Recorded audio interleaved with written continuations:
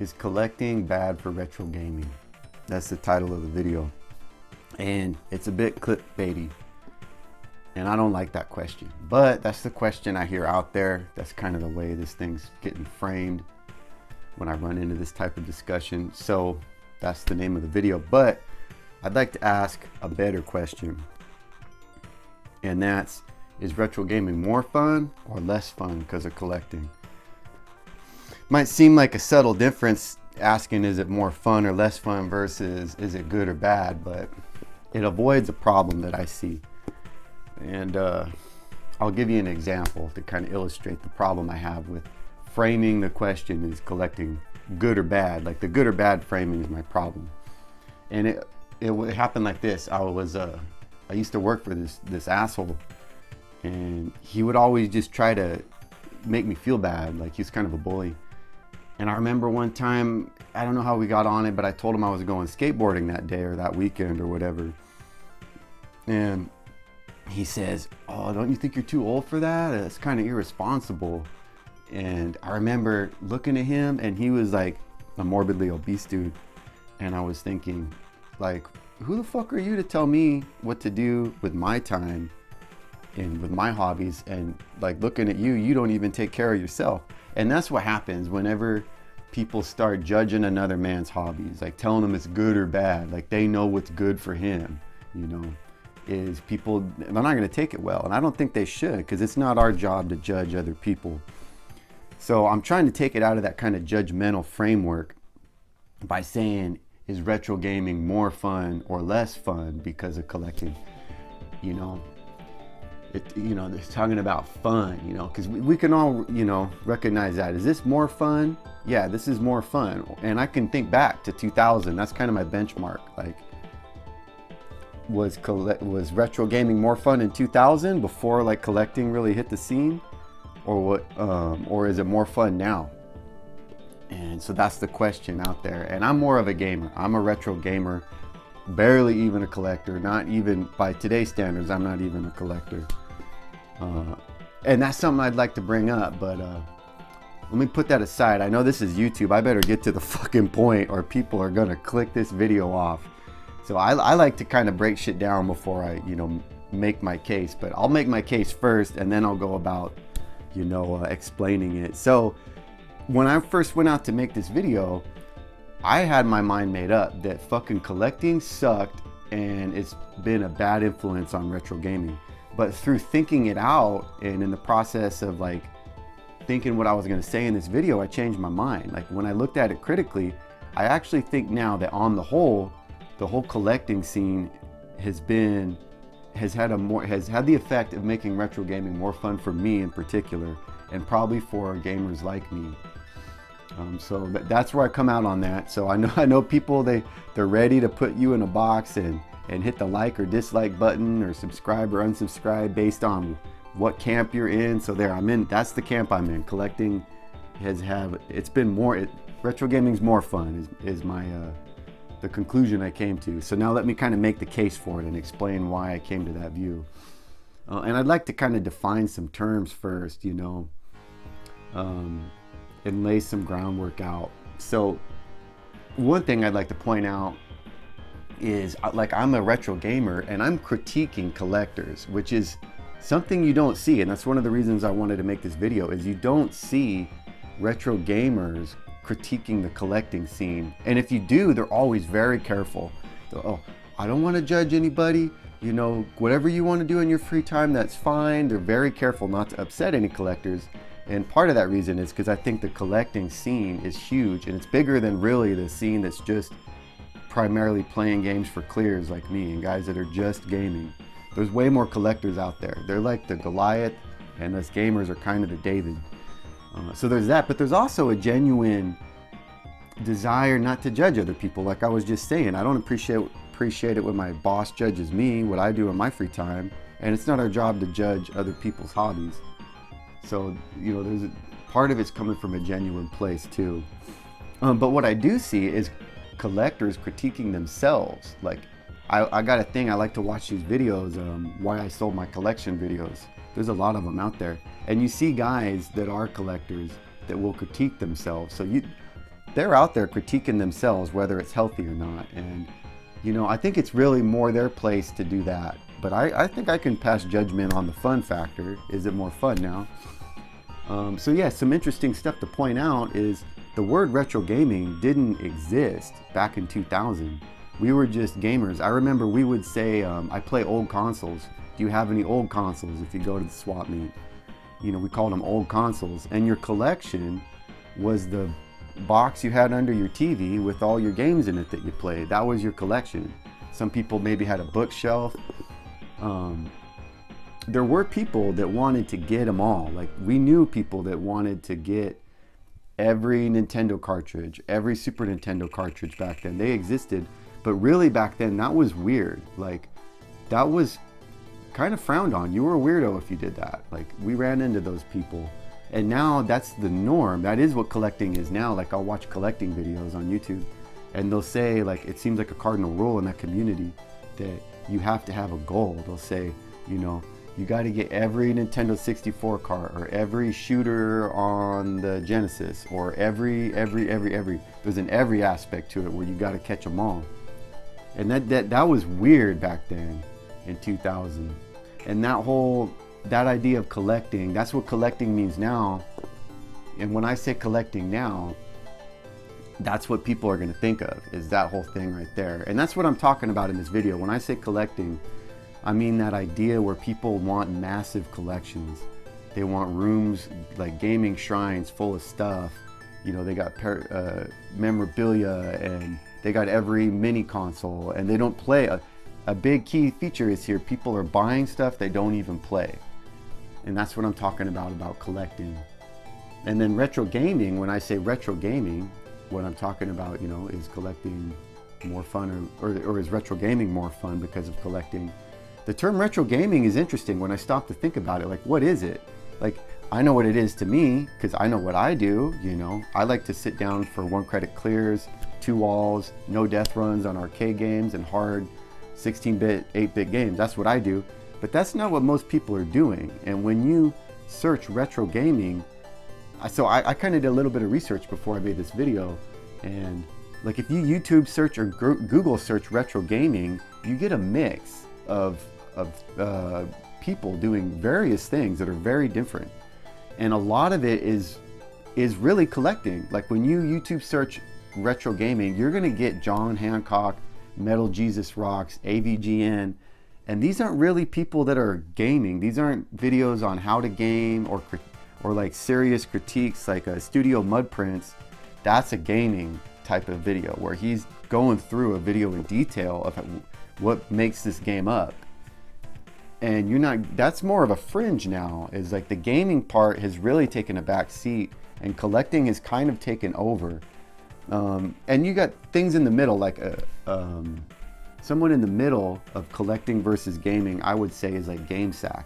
You watch their videos and they'll talk about input lag a little bit. They'll cover the consoles and the games very cursory, but they're still playing games and they have giant collections.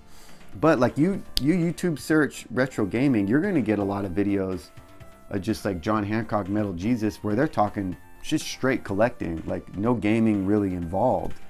And there's a lot of that. And you look at like videos that get a lot of views, a lot of them are like unboxing videos, or like, look at the Nintendo Mini or this mini console that just came out.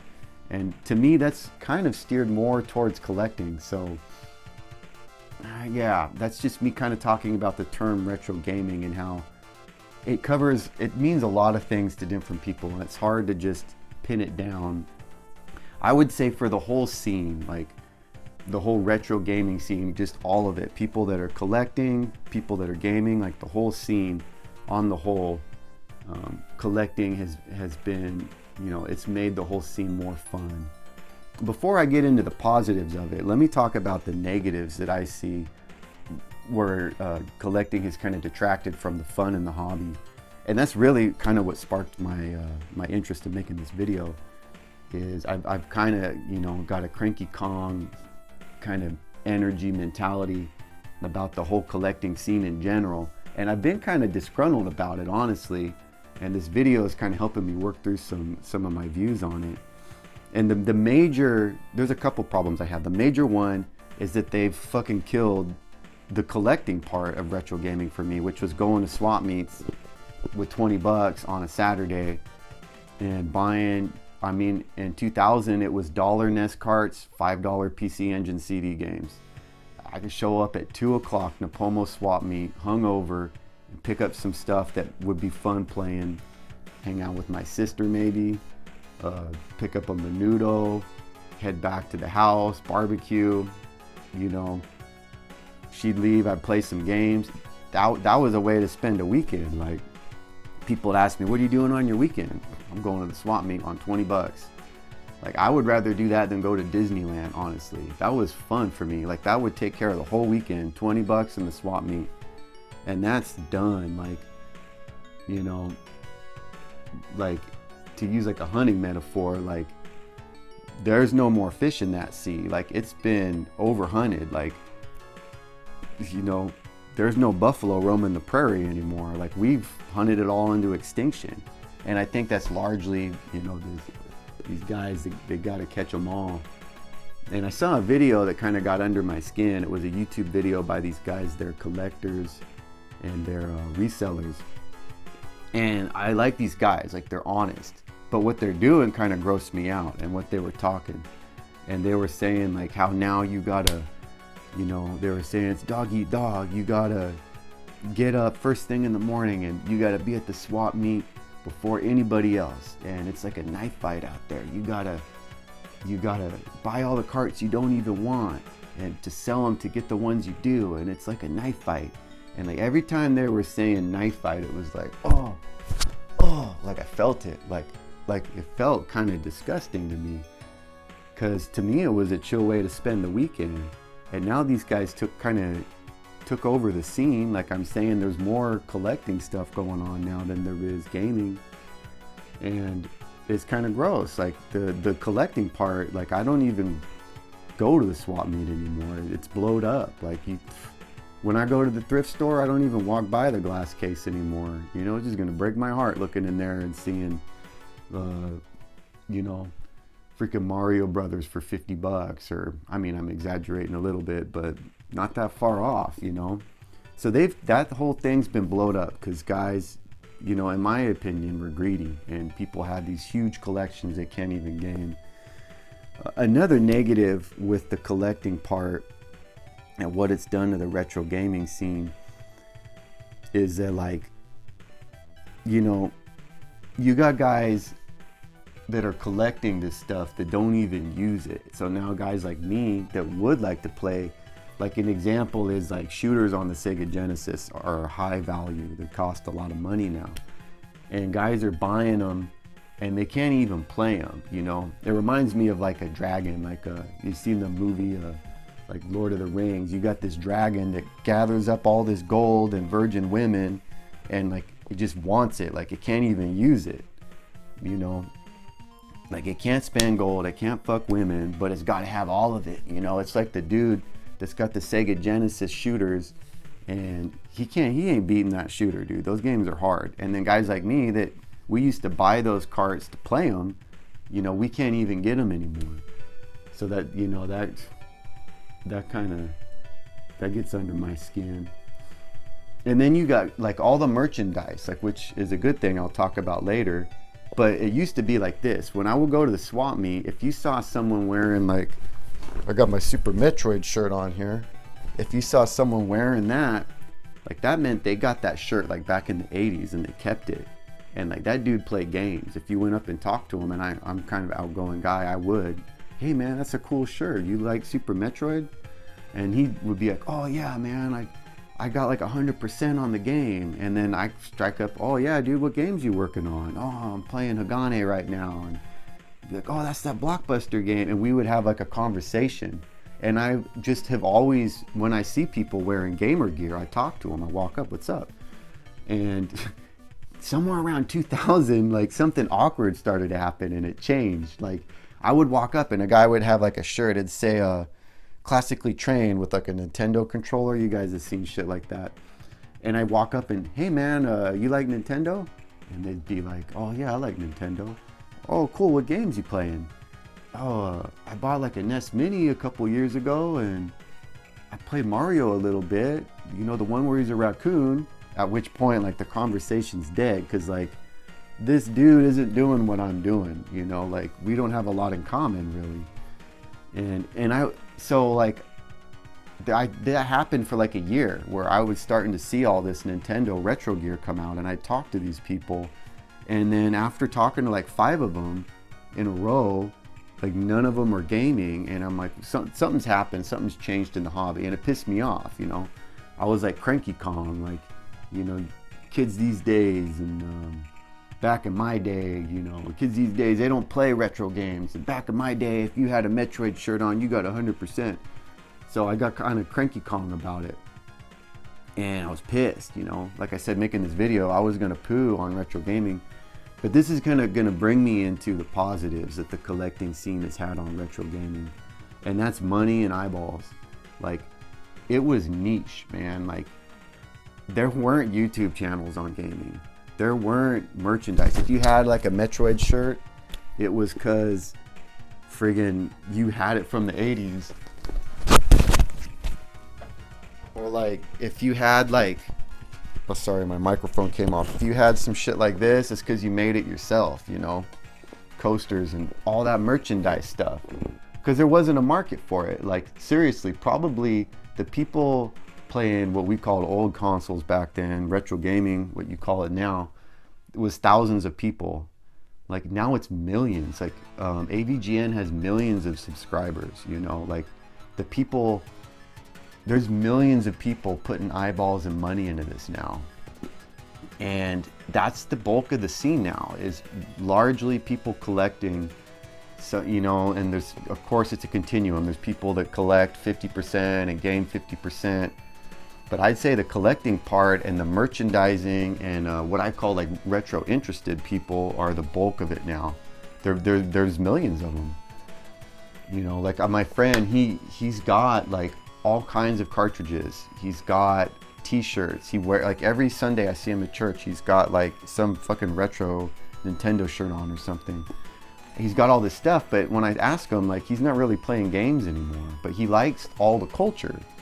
So bringing those people in, and what do collectors do? They spend money, so they buy stuff. So all this money getting poured into it has the effect that I can go out right now to Walmart and buy a Metroid shirt. I can go online and pick up all this merchandise. They just put out Wily Wars on the Sega Genesis. You know, we have these consoles, the mini consoles, quality consoles, like the AES Nintendo. Did I say that right? AVS, I forget, I'm sorry. And then there's the analog consoles. We got the Mister. And I think all of this is because the collecting scene has brought all this money and eyeballs into it. And if you think it's mostly gamers, I would say just go YouTube search some videos. YouTube, the biggest YouTubers, most of them are mostly collectors. And when you look at their popular videos, it's kind of the more collecting centered videos that are getting the views. Not to say these guys aren't also playing games, but it's skewed more collecting in my opinion. And it's not just the products that are making it cool and all of the items that you can buy in the merchandise. It's also that retro gaming is in pop culture now, and that has effects that are more subtle, and I got to get more hypothetical about what they've done to the scene. So, like, for example, the Mister is a good example. I would argue that the Mister owes a debt to the collecting scene, what would you call it, like indirectly. And this is what I see going on there. And this is kind of a guess. I'm getting more kind of hypothetical now, but this is the way I see it. So like, you got the movies like Ready Player One coming out, or came out, and you got all these YouTube channels like AVGN. So people are watching this stuff. It's out there. People are wearing shirts. You're running into it. Sonic the Hedgehog movies. And then you got guys like me, you know, making YouTube channels, and you got guys that are like AVGN, who's not really that much of a gamer, but he has all of this film kind of skills. So he's making videos, badass videos, because that's his skill. Well, you also got these guys that are engineers.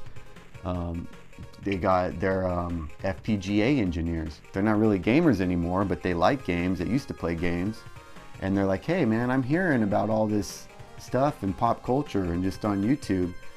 Hey, that would be cool to make a core, to make an arcade emulation system on the MiSTer. And I got this idea because I was watching some interviews from these guys that make MiSTer cores, and they're saying how they don't play games much anymore. And I'm thinking, you know, it's probably, if it wasn't in pop culture and it was just underground like it was back in the day, these guys that aren't really gaming anymore, they might just, you know, they wouldn't even think about it. But the fact that it's out there in the ether and we're just swimming in it brings it to these guys' minds. So I think, you know, indirectly, these guys like that are developing MiSTer cores, a lot of them probably are influenced by all of the pop culture stuff that is largely fueled by the money of collectors in the scene. So so I thought about it, right? Like at first I was burnt about not being able to go out and collect carts and stuff anymore, which I only did that a couple times a year. But then I thought, you know, for me, is that really my primary focus in gaming? And it's not. Like, I like every weekend, I sit down for hours, probably, I don't know, 5 hours, 10 hours a week. I'm playing games, working on getting clears for games. And it's about sitting down and just playing games. And I have so much fucking shit available now, like MiSTers, EverDrives. I got t-shirts. So like all of the product they brought me is huge. Like, I don't think that would be there necessarily without all the collecting eyeballs and collecting money that's kind of helped build up the hobby. And then also the movies and the YouTube channels. Like, if it wasn't for all of this people willing to spend money, we wouldn't have fucking Steven Spielberg directing Ready Player One, you know? And you wouldn't have all these YouTube channels. Like, I like to watch YouTube channels that are like, I like watching John Hancock. Like, I'm not a collector, but that guy's smile is contagious, and he's just so passionate about collecting that, like, I like to watch that, you know? So there's all this content out there that I'm watching, enjoying. I have all these products, and to me, you know, that makes retro gaming more fun because of the collecting. Like, part of me doesn't want it to be more fun. I want to be kind of elitist, cranky Kong, get off my lawn, kids, like back in my day. You know, I don't want money because I don't like collecting stuff. I'm not really into like having a lot of money. I'm not into that whole kind of scene. So part of me doesn't like that and doesn't want that in my scene. But I look at what it's produced and all the people it's brought in, and I have to admit, like, and you know, like I said, like, begrudgingly a little bit admit that it's been a plus. You know, it's made retro gaming more fun. Before I go, I got a question to you guys. I was thinking about this. Like, would you give up your whole collection, except maybe like a box under your TV, like something reasonable with a couple consoles? Would you give up your whole collection if you could go back to how it was? Like, would you give up your whole collection if for the rest of your life you could go out every weekend and pick up dollar NES carts, $5 PC Engine CD games at the swap meet? You know, would that be worth it to you? And I'll answer, for my part, I would. Like, I got a little collection. I got some stuff I've picked up over the years. Like, I would give it up because I just miss that. And, you know, we can't ever go back. Like, we can't repopulate a lake like you can repopulate. You know, we can't repopulate the swap meets like Fish and Game can repopulate a lake. But if we hadn't have been hoarding this stuff so much, like, we probably could still be doing that. So just a thought, and I just wanted to get your guys' opinion on that. And if any collectors are watching this, please respond. Go ahead and talk shit on me. Tell me where I'm wrong. Like, my opinion changed just thinking through the concepts in this video. And, you know, I'm open to hear your guys' point of view. All right, go out there and beat some hard games for me, guys.